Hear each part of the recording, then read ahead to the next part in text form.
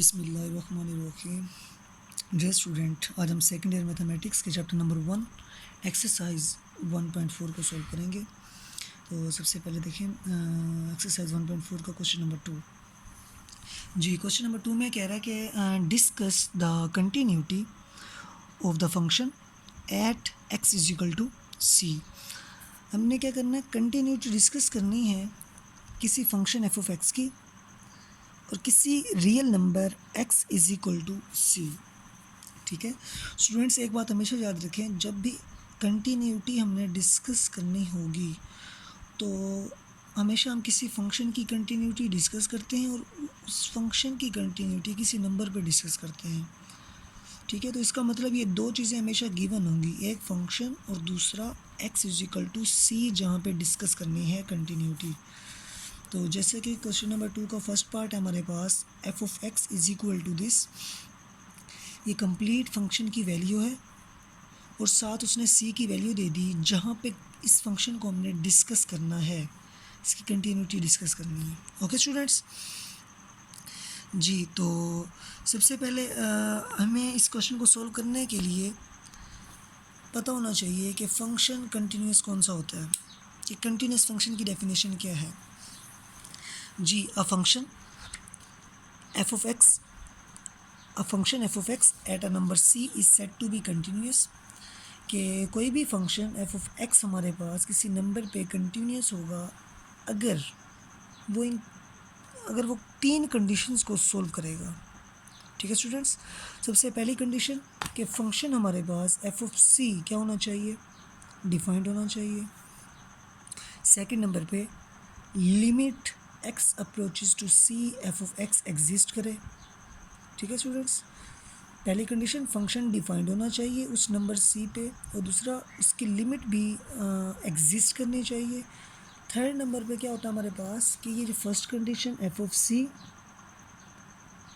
बराबर आए किसके, limit x approaches to c f of x के। इसका मतलब ये हुआ स्टूडेंट्स के फंक्शनल वैल्यू उस नंबर c पे एंड लिमिटिंग वैल्यू दोनों क्या हों, आपस में बराबर हों, then function will be a continuous. Okay students जी, तो सबसे पहले हम देखते हैं कि फंक्शन डिफाइंड होने का क्या मतलब है, उसके बाद हम देखेंगे लिमिट एग्जिस्ट कब करती है।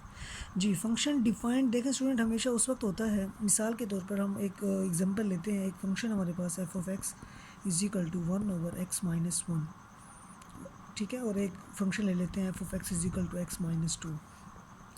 जी, अगर मैं आपसे कहूँ कि इस फंक्शन को हमने चेक करना है, इसको चेक करना है 1 पे, ठीक है, और इसको चेक करना है 2 पे, क्या ये 1 पे डिफाइंड है?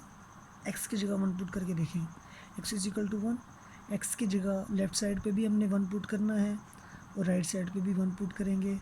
तो गौर से देखें स्टूडेंट, राइट साइड पे जब हमने x की जगह 1 पुट किया तो 1 - 1 क्या होता है, 0। तो 1/0 हमारे पास क्या हो गया, इन्फिनिटी, मतलब ये कि अनडिफाइंड हो गया। इसका मतलब ये कि x इज इक्वल टू 1 पे ये फंक्शन डिफाइंड नहीं है। ओके स्टूडेंट जी, अब हमने देखना है कि क्या x इज इक्वल टू 2 पे फंक्शन डिफाइंड है। जी बिल्कुल, अगर हम x इज इक्वल टू 2 पुट करें तो हमारे पास f ऑफ 2 क्या आ जाएगा, हमारे पास 0। तो ये एक डिफाइंड वैल्यू है, एक ये रियल नंबर है। ओके स्टूडेंट्स, ये तो होगी डिफाइंड वैल्यू की। लिमिट कब एग्जिस्ट करती है, याद रखें लिमिट हमेशा उस वक्त एग्जिस्ट करेगी जब left hand limit and right hand limit आपस में क्या आ जाएंगी, बराबर। ठीक है, तो लिमिट एग्जिस्ट कर जाएगी। ओके स्टूडेंट, तो बस इस फंक्शन, इस कंटिन्यूस फंक्शन की डेफिनेशन को याद जहन में रखते हुए हम इस क्वेश्चन को सॉल्व करेंगे। तो स्टूडेंट्स क्वेश्चन बहुत ही इजी है और ये बहुत ज़्यादा इम्पोर्टेंट भी है। जी, तो सबसे पहली कंडीशन क्या थी हमारे पास कि फ़ंक्शन डिफाइंड होना चाहिए। तो चेक करते हैं क्या ये फ़ंक्शन डिफाइंड है और किस नंबर पे, 2 पे। जी, तो at x is equal to 2 function की वैल्यू हमारे पास क्या है, f of x is equal to. अच्छा, एक और बात स्टूडेंट देखें, फंक्शन की हमारे पास दो वैल्यूज़ हैं, एक वैल्यू है 2x + 5, when domain is x less than and equal to 2, जब domain x less than and equal, ये है less than and equal to 2, तो फंक्शन की ये वैल्यू यूज़ करेंगे, और जब ग्रेटर देन 2 तो फंक्शन की ये वैल्यू यूज़ करेंगे। तो यहाँ पे कौन सी वैल्यू यूज़ करेंगे? देखें भाई student, equal to sign, equal का साइन कहाँ पे आ रहा है? इस यहाँ पे आ रहा है ना। तो इसका मतलब ये है कि फ़ंक्शन की ये वैल्यू लेंगे हम when x is equal to 2 then function is 2x + 5। अब इस फंक्शन के अंदर 2 पुट करें, जहाँ जहाँ पे x नज़र आ रहा है वहाँ पे 2 पुट कर दें, तो हमारे पास आ जाएगा 2 × 2 + 5, आंसर इज़ 9। ओके स्टूडेंट्स, ये आ गया हमारे पास फर्स्ट कंडीशन। तो इसका मतलब फंक्शन f(x) इज़ डिफाइंड कहाँ पे? At x is equal to 2। Okay students, तो फंक्शनल वैल्यू हमारे पास क्या आ गई? 9, और इसको हमने 1 का नाम दे दिया। अब सेकंड कंडीशन देखते हैं। तो सेकंड कंडीशन हमारे पास है कि लिमिट एग्जिस्ट करनी चाहिए। लिमिट एग्जिस्ट उस वक्त करेगी जब हमारे पास लेफ़्ट हैंड लिमिट और राइट हैंड लिमिट क्या आएगी? बराबर आएगी। तो सबसे पहले हम लेफ़्ट हैंड लिमिट फाइंड करते हैं। Left hand limit is equal to limit x approaches to 2, इसके ऊपर छोटा सा माइनस, और उसके बाद right hand limit x approaches to 2 plus, तो ये हमारे पास फंक्शन f(x) और ये भी फंक्शन, क्योंकि लिमिट हमेशा फंक्शन पे अप्लाई की जाती है स्टूडेंट्स। ओके स्टूडेंट्स, तो देखिए भाई लेफ़्ट हैंड लिमिट जब हमने फाइंड करनी है तो इस 2 के ऊपर छोटा सा माइनस, जब राइट हैंड लिमिट फाइंड करेंगे तो 2 के ऊपर छोटा सा प्लस लगा देंगे। ठीक है जी। लेफ़्ट हैंड लिमिट के लिए हमेशा हम फंक्शन की वो वैल्यू यूज़ करेंगे जहाँ पे x लेस देन 2 होगा, लेस देन होगा। तो यहाँ पे है x लेस देन 2, तो फंक्शन की ये वैल्यू आएगी लेफ़्ट हैंड लिमिट में। Limit x approaches to 2 minus function की वैल्यू पुट कर देंगे 2x + 5। ओके स्टूडेंट्स जी। जब राइट हैंड लिमिट, तो फिर limit x approaches to 2 plus, जहाँ पे ग्रेटर देन 2 होगा वो फंक्शन की वैल्यू हम यूज़ करेंगे 4x + 1।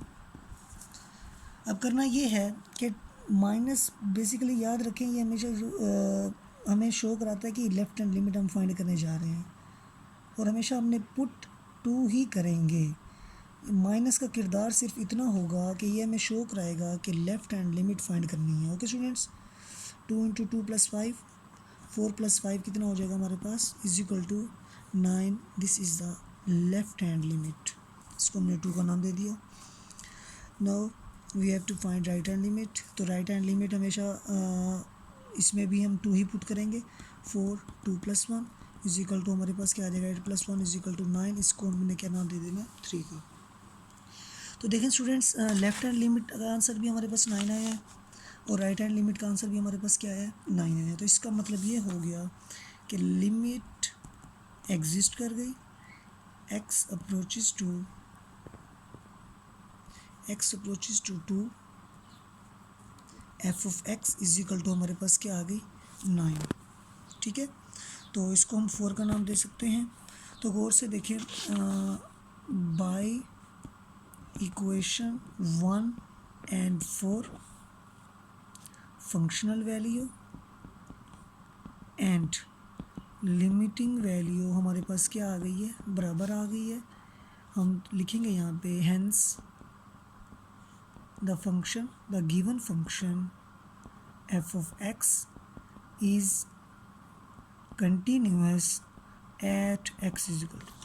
ओके जी स्टूडेंट्स, देखिए हमने बहुत ही आसानी से किसी भी फंक्शन को प्रूव कर दिया कि वो हमारे पास कंटिन्यूअस है गिवन डोमेन 2 पे। ओके स्टूडेंट्स, तो बेसिकली एक बात याद रखिएगा हमेशा कि जब हम किसी भी फंक्शन को प्रूव करेंगे वो कंटिन्यूस है कि नहीं है, ये 3 कंडीशंस तो हमने लाजमी प्रूव करनी है कि functional value, left hand limit और राइट हैंड लिमिट ये तीनों आपस में क्या हैं?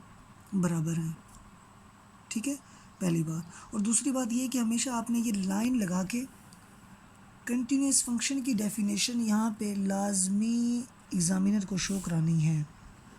फुल मार्क्स के लिए ये बात लाजमी आपने याद रखनी है कि फुल मार्क्स के लिए आपने कंटिन्यूस फंक्शन की डेफिनेशन भी क्वेश्चन सॉल्यूशन के साथ अटैच करनी है। ओके स्टूडेंट्स, ठीक है। तो उम्मीद है कि आप सबको समझ आ गई होगी। ठीक है, इंशाल्लाह नेक्स्ट क्वेश्चन के साथ मिलेंगे।